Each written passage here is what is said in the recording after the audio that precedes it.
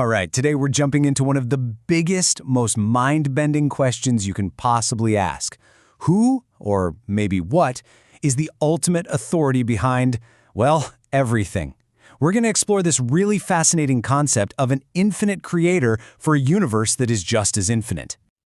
You know, it's a question that has puzzled humanity for ages. If the universe is a creation, then who's the creator? But before we can even attempt to answer that, we have to get our heads around the sheer, staggering scale of what we're talking about. So, to really get a feel for this, the source material uses this incredible analogy. Imagine our entire planet, everything you've ever known, everyone you've ever met, is no bigger than the very tip of a needle in the vastness of the cosmos. And if you thought that was humbling, get this. Our whole solar system, with Jupiter, Saturn, the Sun, all of it, is like a single tiny mustard seed. The point of thinking this way is to kind of shift our perspective, right? You can't really start to think about the infinite if you still believe you're the center of it all. We're not talking about a big space with a few stars here and there. We are talking about billions of trillions of galaxies. I mean, that number is just, it's almost meaningless, it's so big. So you have to ask yourself, what kind of power, what kind of intelligence could possibly create and manage all of that? Okay, so with that unimaginable scale now burned into our minds, let's tackle the next logical question that the source material brings up. The source gives us this really simple but kind of profound way to think about it. We all know a human body needs a soul, a life force, something to make it work. So if one single tiny body needs an animating force, what is running these billions of trillions of galaxies?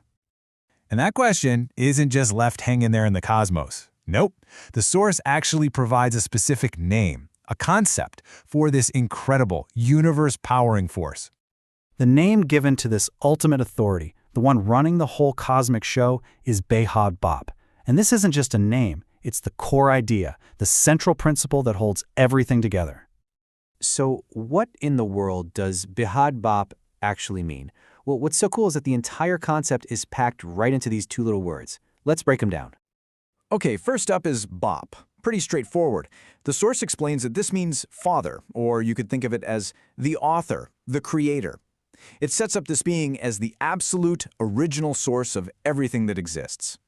Now, for the second word, BEHAD, and this is where it gets really mind-expanding. It means without limit, endless, you guessed it, infinite. And this describes the creation itself, a universe that goes beyond any boundary we could ever imagine. So, you put them together, and BEHAD BAB literally means the father or the creator of the limitless universe. The name is the definition, an infinite creator for an infinite creation. It just fits, right? But this leads us to a really big problem. I mean, if this creator and their universe are truly infinite, truly beyond our wildest dreams, how could our little finite brains possibly begin to understand or recognize them?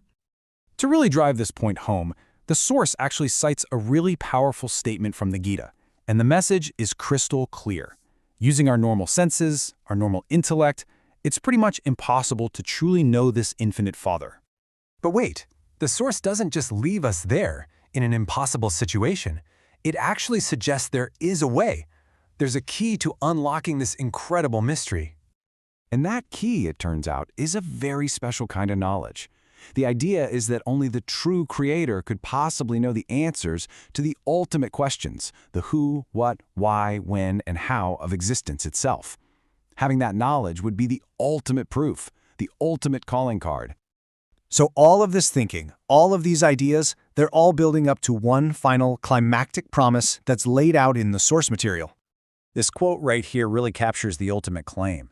Since no human being could possibly figure out the infinite Father has to be the one to reveal the truth. The Creator themselves has to come and introduce themselves, sharing that ultimate knowledge that no one else has.